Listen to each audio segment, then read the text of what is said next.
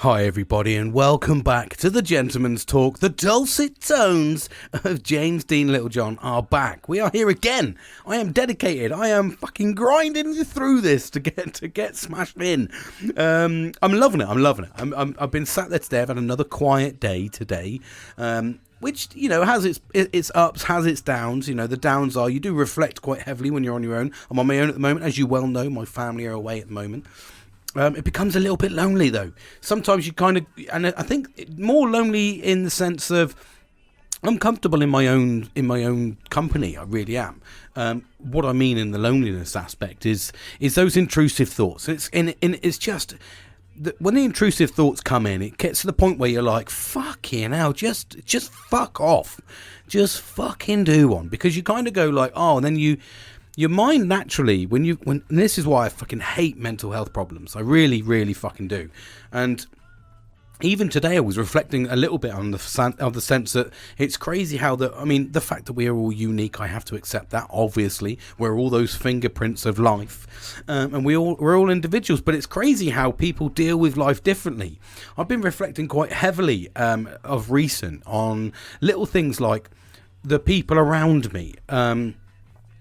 I have like a small select group of friends, which isn't a bad thing. Like I said, I've nurtured the right people around me. But it's really crazy how the people that are still around me now, and bearing in mind I've been around, you know, I've had a lot of friends on and off, but the people that have really stuck with me are two people.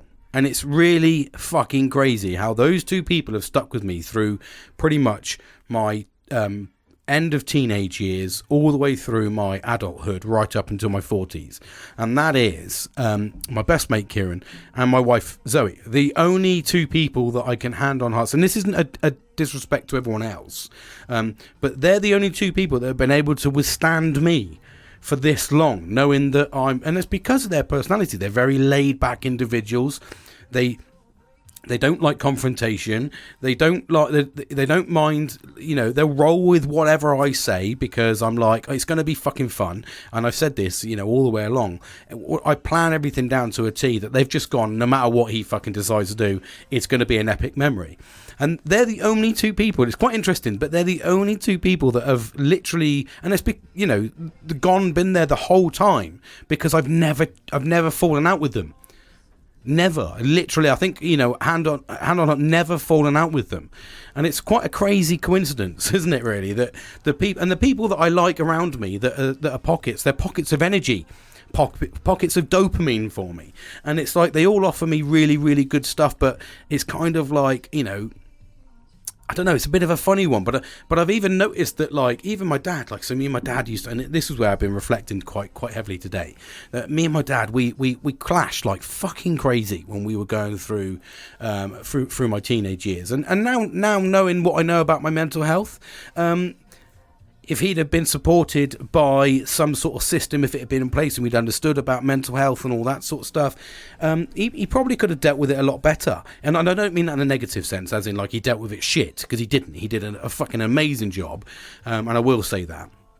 You know, my mum and dad they both did a fantastic job with what you could describe as a fucking hard son to fucking raise. Like I said, I was a nightmare. I almost put my dad in hospital when I was younger because I never fucking slept. And these are all conditions of like the ADHD. This is all, you know, and it's because I'm researching my past now that these things are coming up. But it's quite interesting that my dad now, like, as he's got a lot older, he's very subdued in the sense that he's relaxed. He's not as competitive now. He just wants to make good memories. And it's almost like that's brought us over the last few years intensely closer as father and son. Do you know what I mean? And there's a really, really special bond. And I was reflecting on that today, and it's quite interesting that my personality has driven a lot of this. My personality and the way I deal with life has driven a lot of, you know, who's around me. And when I say, like, you know, sort of nurture what's around you, it's actually probably directed to me. It's like, because I need to do that. it's a bit of a funny one, but that's a reflection point. And I've had, like, say, I've just been sat there this last couple of fucking hours, you know, or last most of the day, just sort of going over things, and you kind of go, oh, okay, that makes sense. That's a little bit understanding why that is.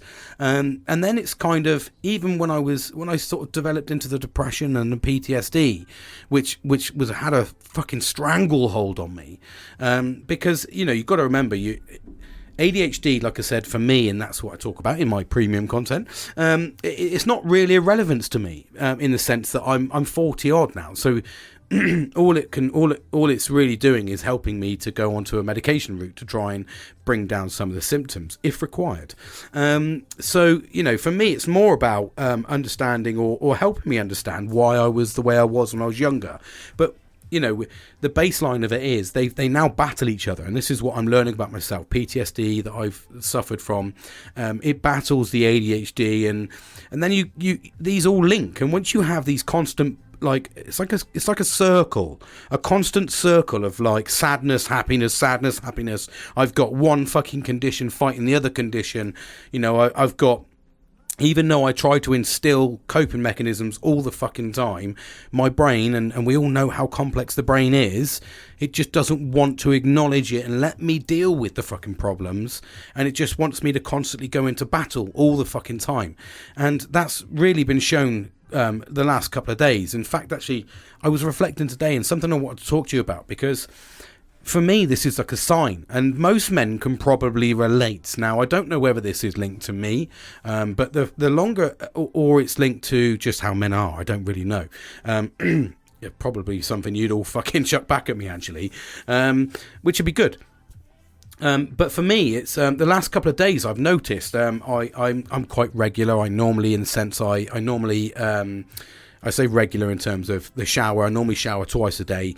I normally, you know, I'm on point with my medication. I'm on point with everything. You know, life, eating structured.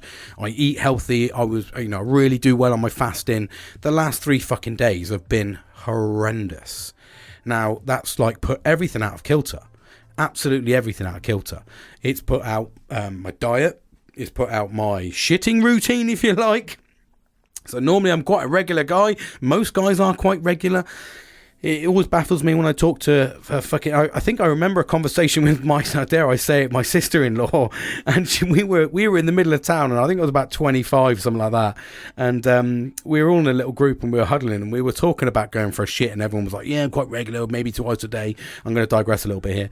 But I remember her saying, she's like, oh no, like every 4 or 5 days. And I'm like, what the fuck? And supposedly, I think it's quite common for women to not go that regular. I'm like fucking disturbed if I don't go once a day. But you know, anyway, I'm not going to digress into that, because that's not where it goes. But then, but what I have noticed, obviously, is since I've stopped looking after myself, since I've been, you know, I'm trying to remain chirpy, but I have noticed I've stopped showering. Last 3 days, I haven't showered. I'm in the same fucking clothes. I'm in the same fucking boxers. I've just literally sat on the sofa watching fucking TV. I've had zero motivation. I've just been eating sporadically. I've just got, you know, these are all things. I haven't done my hair. I haven't fucking put oils on my beard. I've now noticed I haven't taken my fucking antidepressants for 3 days, and I've started to get these. You'll know if you've ever been on antidepressants. If you go longer than like 24, 48 hours, I start getting these like weird head feelings. So like it's almost like I'm spaced out, and it's almost like my eyes flicker, and it goes. It's almost like I'm getting reset. You know, it's a bit weird. Or you walk past like if you try and imagine it as you're walking past an old TV or something in a computer game or something like that, and then you kind of go buzz, and it sort of changes like a little fuzz. I get that. That's because I haven't taken. So I was sat down earlier and I was like, James, you've got a fuzz there, mate, and I've just got one now, because as soon as I stop and I think, I get this little fuzz feeling, and that's my body saying you haven't got this chemical in your body anymore, so you need to fucking sort it out. And it fucks my eyes, makes my eyes flicker. So it's like a first sign that basically says I've taken it, and I think my tablets are out of my system in 48 hours, probably even 24, but they do come back in just as quick. But that's probably why I've actually been a little bit low. Okay, well, James, there you go. You just fucking sold yourself, mate. Take your fucking medication, you wanker. What a knobhead. No, because it isn't. Because you know, I've not had any help flares or anything like that. But I've just kind of noticed that I've not been up with my routine because, and I spoke quite heavily in my podcast, A Man Without a Purpose, and it is very much true for me. If I don't have purpose, I become very lazy. I've noticed that I was feeling quite slim last week. I was feeling quite trim and I'd bought some new t-shirts. Today I feel fucking fat and chubby and I'm just sort of sat there because I've not done anything. I've not done my routine 4 walks. I've not drank plenty of water. I've not done all of the things that I should be doing. And and I talk about the learned habit, but even as a lot of that is a learned habit for me, as soon as you give me the opportunity, or as soon as you take away a purpose, as soon as you take away a reason to need to get up, I just go into this fucking horrendous place. I just go, fuck life. And then I was like, today I put the washing out this morning. This seems really trivial. But I put the washing out earlier and I looked up and there was a bit of sun and I was fucking brilliant. I was like, I'll get a quick hour in here and hopefully this will be wrapped up. I can get the fucking washing done. Anyway, I put the washing on and I put the washing out and I come back in and when I went out the front to walk through to put something in the bin, the rain started. And I was so fucking angry with the fucking United Kingdom at the moment. I was like, this is so fucking depressing. I can't even dry my fucking clothes. And that's the kind of reaction I was taking. As I was stood there in my same smelly fucking piss-stained fucking boxers, probably my same khaki trousers and the same jumper I've been wearing for 3 fucking days. I have, but I don't smell, so because I've not done fuck all to smell. Well, actually, I'm probably just festering in my own smell, and I'm accompanied by 3 of my dogs, and they're all males. So whilst they're sitting there, and they groom themselves, they lick their own nuts. I don't have that ability to lick my own nuts, or I would never come out. So that's quite a good, handy little fucking tip that you religious people, God, thank you. You scientists will say we haven't evolved into that just quite yet. But anyway, so, but it's interesting because it made me think that I said something to myself, you've got to show up to this shit every fucking day. You've got to show up every day to your own life. If you don't, you won't get anywhere. But if you want to be what you want to be, you've got to show up every fucking day. Because if you take a day off, that day never turns into 1 day. That turns into 3 days. Now, how many fucking people out there can I say, oh, we're not going to the gym today, and you don't go for that day? And then the next day, oh no, something's cropped up. And then you start finding excuses. There's no difference in the sense of what you're doing in your own life. If you don't show up every day saying, I'm going to go into work and I'm going to do a really good fucking job, I'm going to learn that job, I'm going to do it to the best of my ability, and then I'm going to look for promotion so I can get advancement, more money, more fucking kudos, whatever it may be. Once you start doing that, and you start looking at that goal to go ahead to get a bit more money, then yeah, I mean, I know it's a bit of a difficult situation really now because there's a lot of generations, unfortunately for me, which is like fucking absolutely bonkers. And you must, I think about my dad's generation, I think about my generation, and I think about my daughter's generations.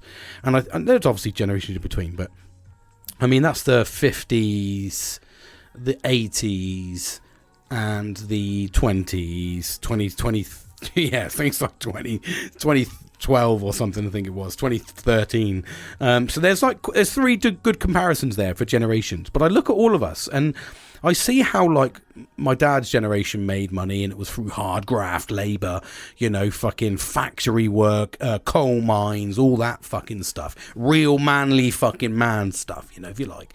That was very much the era that the woman was always at home, and the man was always out doing his hard labour. That's the way it was in those generations. You take it away, you can't take it away. That's a fact. Sorry.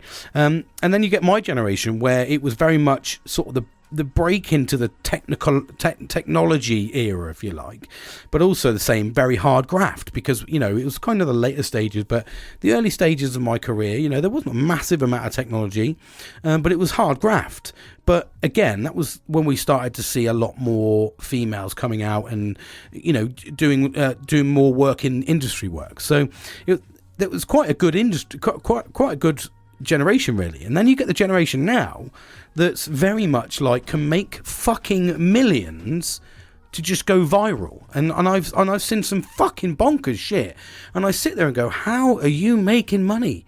And I see people, I saw this fucking guy called #Brady, I think his name is, and doing what he does, fucking whatever, I don't give a fuck. He's earning money, he's doing himself, but he's making fucking thousands from eating burgers. I just think, so where's the generation? So this generation's got to the point where no one is turning up to work, and we're being pressed even harder because, you know, my generation's now the main workforce, the 40s, if you like, 30s and 40s, and then you've got these 20s that should be coming through to alleviate some of this pressure, and they're not alleviating the pressure. They're sitting there. And they're just going, they're making money through just doing their daily fucking lives on TikTok and YouTube and all that sort of stuff. They're just doing what they do on a daily basis, and everyone's going, this is really interesting. I like this. Yes, I do, because I get stuck into it. But you're just feeding them. But they're not actually bringing anything to the work party. So we're losing a massive skilled workforce, which is putting a lot of pressure on a lot of generations, you know, especially like my dad's generation. They're staying in work a lot longer than they should. You got, I mean, my dad's almost 70 and he's still in fucking work, you know, and then you got my generation, you know, we're never going to retire at this fucking rate because there's no one to replace.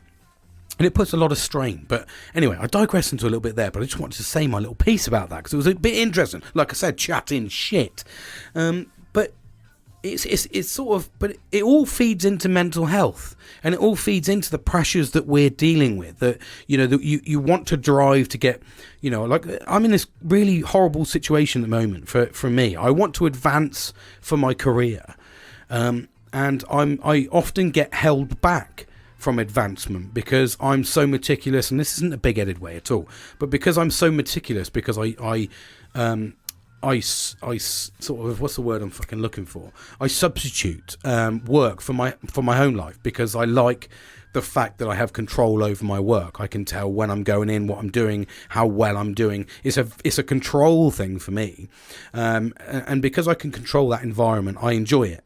So when you look at the other, so I substitute quite a lot of my life in that space, but because of my meticulous nature, I don't tend to get advanced very quickly because they're like, no, you're doing your good stuff here.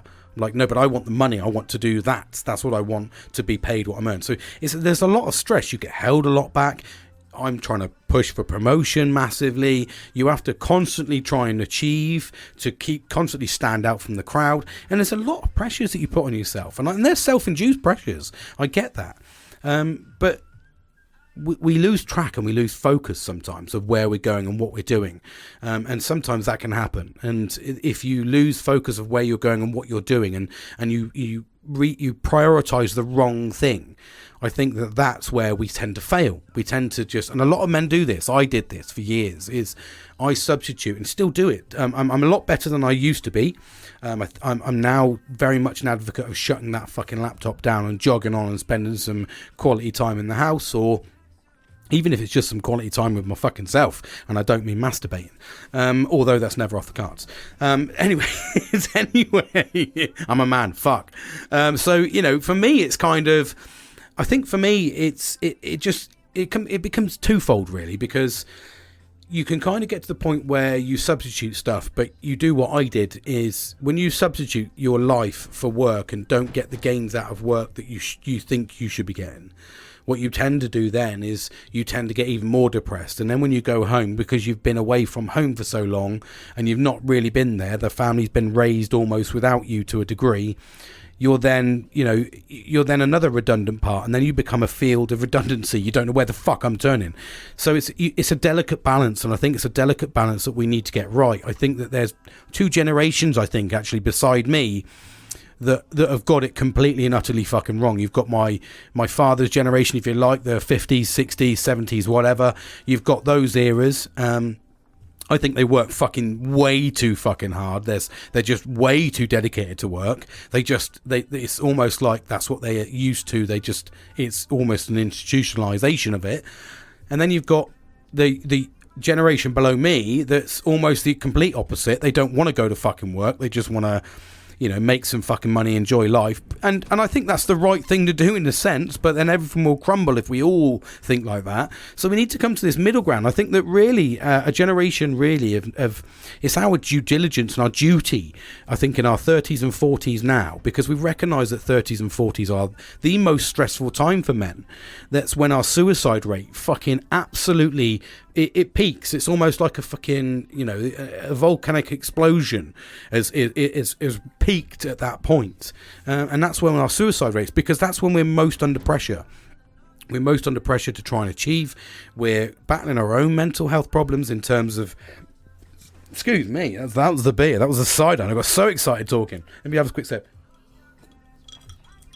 But you've got the generation. We've got this 30s and 40s. We know that's when inherently people are committing suicide, and I'm in that bracket, if you like. As you well know, I've been susceptible. There's a lot of pressures around this, and I think we need to do our due diligence here, and actually take on board and talk about our problems and issues.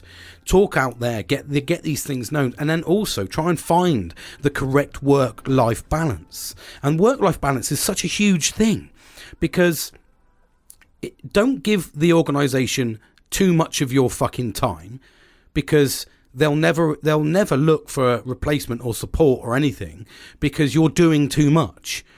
And they'll always go, well, he's a fucking brilliant guy. Whereas when you start showing what you can do, bring it back down again and go, no, I'm not doing that, until you start fucking. There needs to be incentives. And that's the workforce in general. So don't commit too much of your time to it. Do what you need to do and get in, get done and get out. Don't fuck around. Just have a nice steady day and manage your day. Time management is key. Me and my colleague were talking about this the other day. That's a lot of people's problems, is time management. They spend too much time on things that they don't need to spend time on, and it puts pressures on ourselves. And then at the same time, what you need to do is shut that fucking laptop down at the right time. And I think that we have a duty in our generation now, our 30s and 40s, and people that are listening, to try and acknowledge, with the support of everyone in their 20s and fucking 50s and 60s, we need all support, but it's our time now to shine. It's our time to go, well, actually, I am fucking struggling.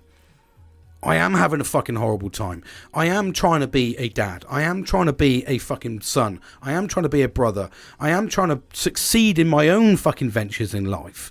I am trying to be a husband. I am trying to, you've heard the curveballs that get fucking battered through my door. And it's like, you've got to put life into context. Massively. Take a fucking step back and put life into context. Is your fucking problem really a big problem?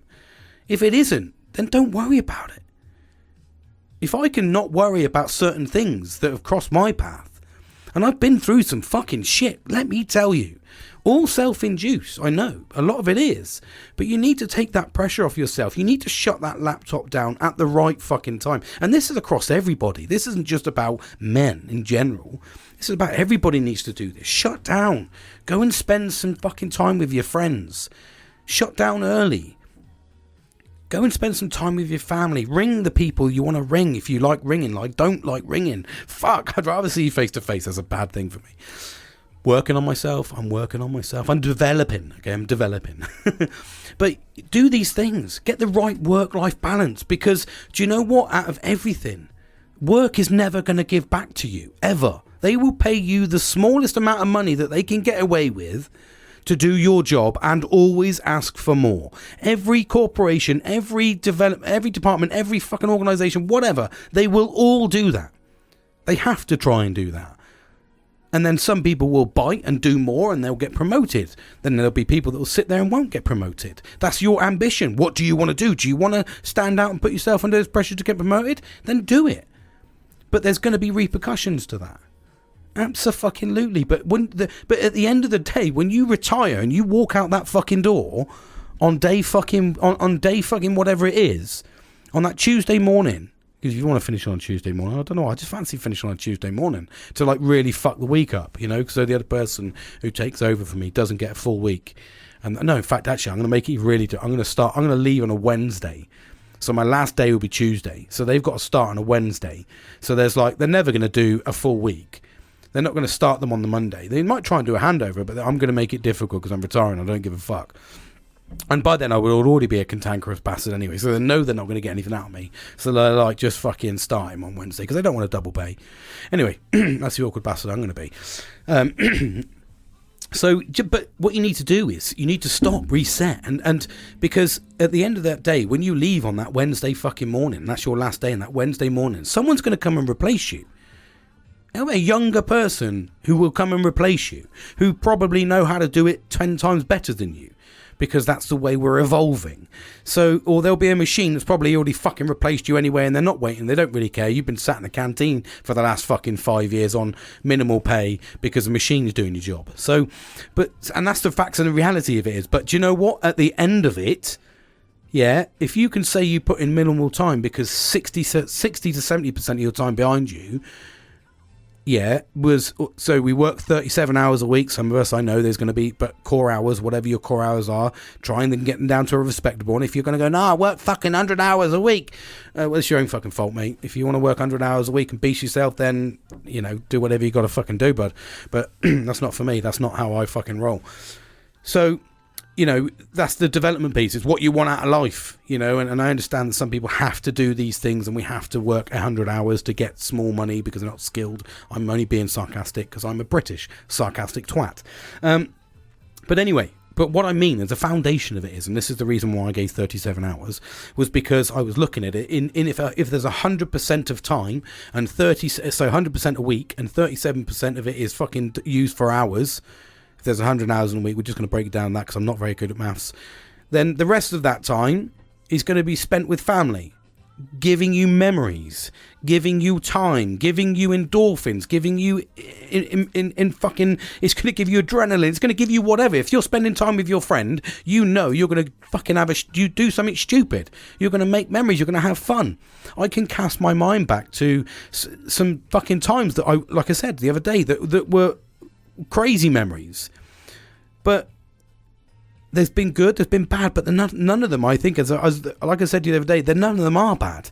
I had a memory from the other day that I was reflecting on today, the other year, and it was my good friend, it was Stephen Evans, my mate Evans. It was his stag do, and we ended up going there because he's not a drinker or anything like that. We ended up going on the beach, and it was a bit fucking I'm not going to say it's a bit of a letdown because that's probably a bit rude, but it was we didn't do a lot. Nothing was really planned, and that's no fault of anybody else's because there was no plan in the sense that we weren't supposed to do it. And I know that I'm going to say that because my mate Nelly will be listening and he'll be like, "Fucking man!" I'm like, "No, mate, I know you weren't given a plan." But at the same time, this is where I'm going to get the good part, so just hold on your horses. At the time, it was a bit of a letdown. It was a bit of a like, fucking hell, that was a bit of shit, and no one's got smashed. I've had no one fucking dancing on my face, paying extortionate money for something that, I don't fucking need, in terms of a fucking button nose. So none of this has happened. I'm not smashed. There's nothing crazy's happened. So, what we did, but do you know what we did? We walked for fucking about 5 miles, it felt like.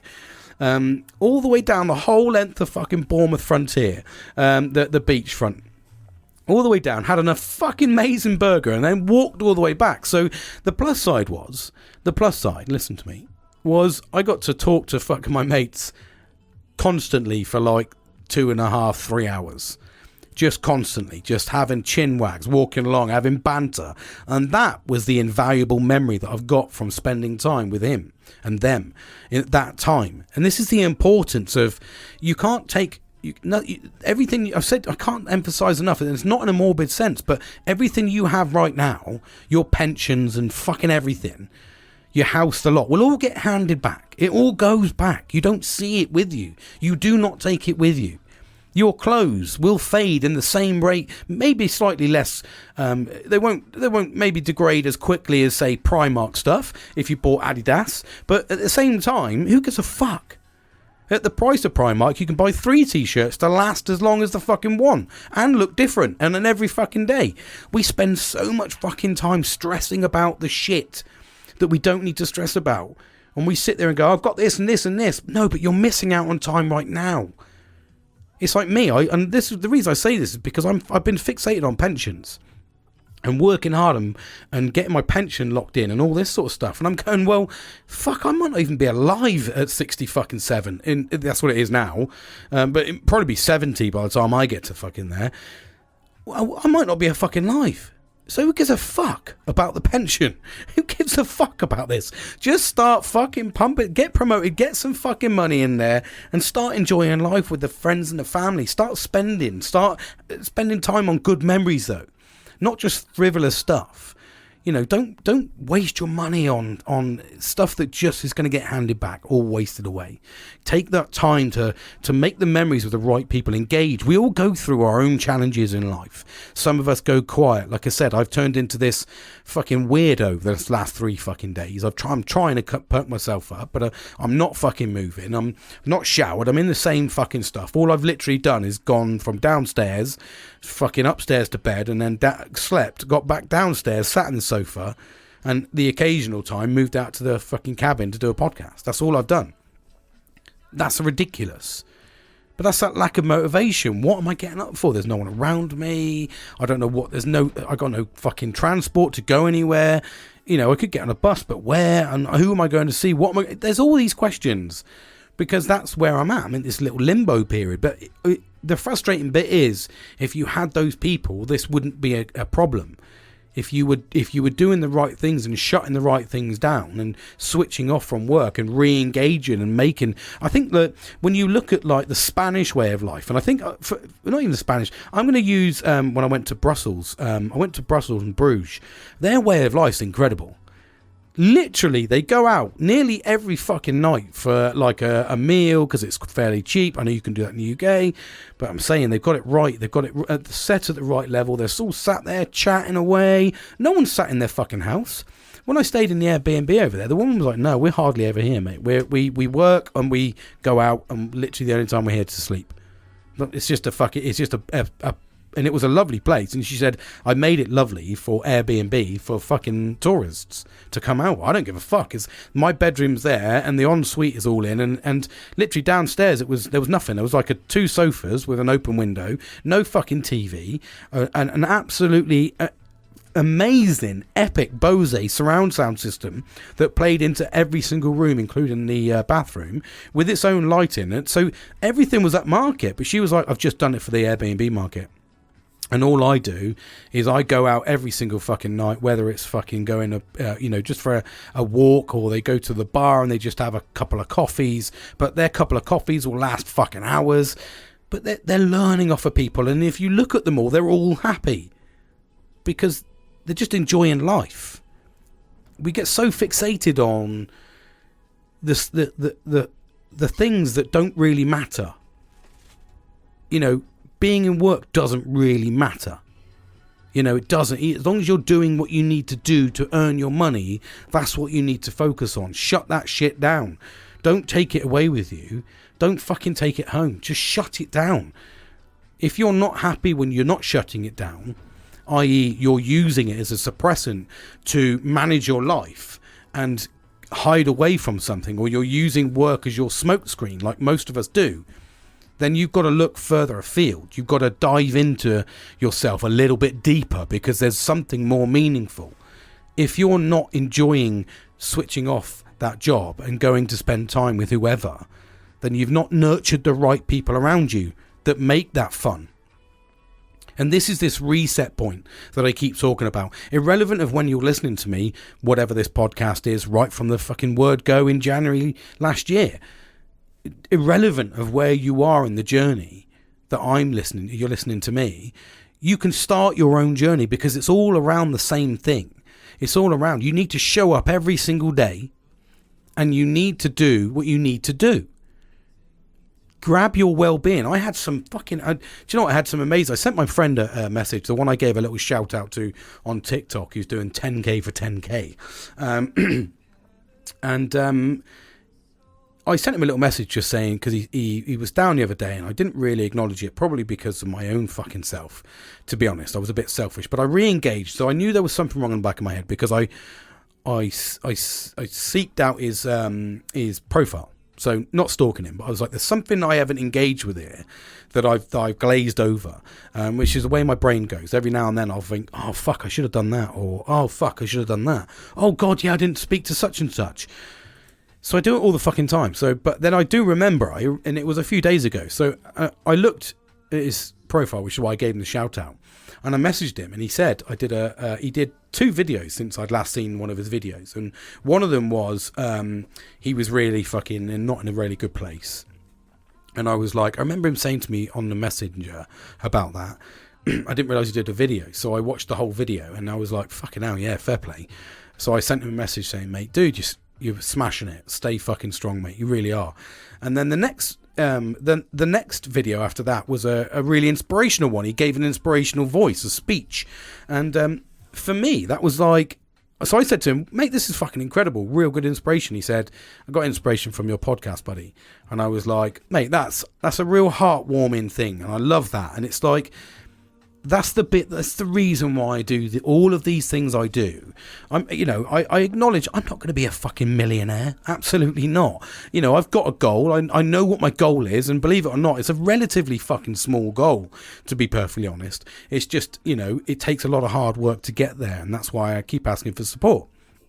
But for me, the reality of actually inspiring somebody to change their mindset and keep that strength is a really important message, because he was in a horrible place. He's listened to my podcast. He's got the inspiration, and he's spreading the word. That's the beauty. This is the domino effect. And this is why I said we need to be accountable in our generation to make this difference. Because don't be ashamed to talk about it. Don't be ashamed. We all battle things. There's nothing to be ashamed of. You're not weak. And I will say that, because if there's anyone that isn't fucking weak, it's fucking me. I'm not weak-minded at all. Like, literally, I'm very stubborn and very strong-willed. Except mental health, it debilitates me. And I'm trying everything I can, but I do get a far less. I mean, Christ alive, if you knew where I was 5 years ago to where I am now, and I've still got a long journey to go. I have what I do is every 2 weeks I have a little we go to a coffee shop and have a little chat, and basically with my missus, and I say or normally if we go out on a day and we'll spend the day together, and I'll try and engage with us, just sort of talk. We openly talk, and I just say how are things, because I don't remember a lot of the negatives that I do, so they just become amalgamated into me, and because it just seems general that I'm just this bullshit guy, I lose a bit of shit every now and then, but I've never thought it's as bad as it is. Even when I look back and reflect back at all the times that I've done some fucking like really fucking stupid things, and I think back and go, well, it wasn't that bad. And then when I talk to my friends and I talk to my mate Kieran often tells me the truth now. And I say to him, fuck, was that a bit rude? And he was like, yeah, it was, mate.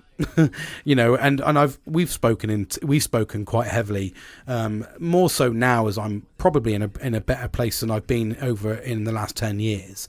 And we talk quite a bit, and I talk about the things that I've done, and he's been there for a lot of the bad stuff and a lot of the good times. And I often say to him, was it that bad? And he was like, mate, it was, it was really bad. And it's times like that, and I go, oh, okay then. So I now have to, because I seem to obviously just blank this shit out. So I have these meetings with my missus, and I sit down and say, how am I doing? Basically like a therapy session. And she's like, oh no, you're doing better. And she's noticed that I do better when I take control of things and I have the ability to manage my life. When I lose the ability to manage my money, and I manage, which is an ADHD fucking trait as well, which is really ridiculous. But when I lose the ability to manage money and manage my life and manage my plans going forward, education, training and all that, it all just falls away. It's like a domino effect. It's that domino effect. I just go into a really fucking shit place. And she says, you can't stop. You constantly keep striving for more and more and more. And she said it's quite what's the word I'm looking for? De-energizing, you know. It's like, there's a word, I can't fucking think of it, when you lose the energy for that person and you go, fucking hell, you drive me insane. It's almost like that. Someone will tell me, I know they will. They'll tell me when you lose energy over something. There's a word, I can't think of it, but yeah, anyway. So the only thing is, like I said, these people stick around me because they understand it's my mental health, and that's the reason I do this, the reason I want to talk about this, the reason I think that we should all do this, promote it and get the awareness out there, is because don't be ashamed of it. I'm certainly not ashamed of it. I don't care if anybody says to me, oh, fucking hell, you struggle from PTSD, do you? And depression. I'll be like, yeah. Okay. What? There's nothing I can do about that, mate. There's people out there that are schizophrenic. There's people out there with fucking Asperger's, autism, fucking ADHD. You know, there's loads and loads and loads of soldiers out there with PTSD that have had to endure these things. I'm just a small little fucking one person, mate. But the problem is, a lot of those people, smacked my fucking microphone. The problem with all of those is they're all exacerbated. Their symptoms are exacerbated because they don't talk. And I said to you, it's so easy to get into that place. I've been into that place this week. I had to force myself to talk on Monday after constantly missing. I'd lost that motivation. You have to show up every single day to do it. If you don't, then it won't happen. If you don't look outside of your life and go, okay, I can make that life a bit better for him, and I'm comfortable, or I need to go and engage with him because, you know, I'm having a fucking great time. Let's make some fucking plans. If you just skip all of those little good things and just go, do you know what? I got to the end of my life and fucking hell, mate, I worked hard. You know, they gave me this $25.99 plaque that they had engraved. It was £1 per word. So, you know, they put James on there because that's the reality of it. That is the absolute reality of it. The people around you are the ones that matter. They're the ones that actually make your life. So make sure they're the right ones around you, but make sure you're doing your bit. Put in what you get out. And that's the important bit. If you're not interested in putting out, then get out. If you don't want to put the same energy in that everyone else is putting in, then get out of that situation. Don't stay in it because you'll just bring everybody down. It's this really, that's the importance of it. You need to take that onus on yourself. If you know you're not putting in enough, then don't. But don't make it difficult for all the other things. And that's why you need to show up every single day, give 110% to your life, not to work. Give 110% to you. You deserve it. You deserve 110%. You deserve to sit there and go, I've got a problem here with my partner. Why? Does she know about it? Or did he or she know about it? I don't know. Have you spoke to her about it? Him, her. I'm just going to say her because that's what I identify as. Okay, man, and I'm talking about a woman. So I'm just going to say it for my ease, but I acknowledge there's loads of other things out there. Loads of other genders and stuff, okay? Sorry, I'm born in the 80s. But yeah, I'm like, there she is. You know, and that's I've lost my train of thought now because I get so scared. That's why I shouldn't have to be worried about what I say. It's so hard. It shouldn't be hard for me, I know. But anyway, show up every single day. And if you've got a problem with that person, does that person know about it? That's it. If it came back, click. Does that person know about it? Do they know there's a problem? Have you spoke about the problem? Is the problem treatable? Can you bring your mental health back online by acknowledging there's a problem and talking about the problem and getting to the facts of the reality? Because it might be something you can simply change. If it's something you can't change, then work on it as a team. If it's gone beyond a team, move on. It's as simple as that. Put in what you get out and get out what you put in. It's as simple as that's just what you do with life. It's a constant battle. It's a constant triage. Absolutely. And it doesn't happen overnight. None of this happens overnight. Please remember that. That's a little caveat. Mental health isn't cured overnight. All right, that should be the warning label. But we can do our part. Okay, and this is what I'm here for. This is the motivational bit. It's just to say, if you show up every day, it becomes easier. If you set yourself goals, it becomes easier. If you help people in life, you get a lot out of that. I get a lot out of helping people. I really fucking do. It drives me to help people. I want to, but at the same time, I get frustrated when I help people and they don't put in the same help that I'm giving them, and I'm like, or they don't have the same inputs. That's a bit frustrating with human beings. Some human beings want to sit there and just go, "I'm quite glad to take the help," and I'm like, "Well, you've got to put your fucking effort in." Dickheads. Anyway, I'm going to leave it there. I think I've bashed your eardrums enough, and plus my cider it's a bit fucking, it's a bit warm, but I'm still going to drink it. Anyway, thank you very much for listening to me. I hope I've given you some inspirational pressure, some inspirational boom. Get some fucking TNT up that backside and get you out tomorrow, changing lives, making lives different, changing whatever you can change. You might be able to, and I don't mean change about yourself. Okay, we can never change for anybody. Be yourself, but you might be able to change someone else's perception. You may be able to make someone smile. Go out and make someone smile tomorrow. Try and organise something. Do something productive.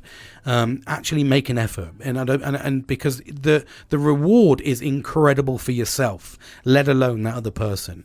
And as always, please comment, share, like, do the jazzy stuff. Go and check out my James Littlejohn Designs on Etsy and on Facebook, and the Gentleman's Talk. If you've got any topics you want me to talk about, I've got a plethora of ways you can talk to me, because I'm that widely open. You know what I mean? I'm like a $5 hooker. Cheap and cheerful, getting rammed all over. Anyway, I've given you too much detail there. Thank you for listening to me. I really do hope you have a spectacular rest of the evening, day, week, whatever time you're listening to this. And I hope I've given you a little bit of inspiration. I really do, because that's what this is about. It's inspiring people to talk out, let people know, but we can get to the point where it doesn't get to the desperation point. We can just mitigate that whole piece by reducing our suicide rates, by reducing our depression rates, or by just trying to talk a little bit. If you're at work and you're struggling, talk out. Maybe it's something somebody can help you with. Maybe you need more training. Do something. Try to find out what your chemical imbalance in your brain is, what's causing you stress or depression, and try to resolve that. Take charge of your life. Thank you for listening to me. I love talking to you, and I will look forward to speaking to you again soon. Take care, everyone. Bye.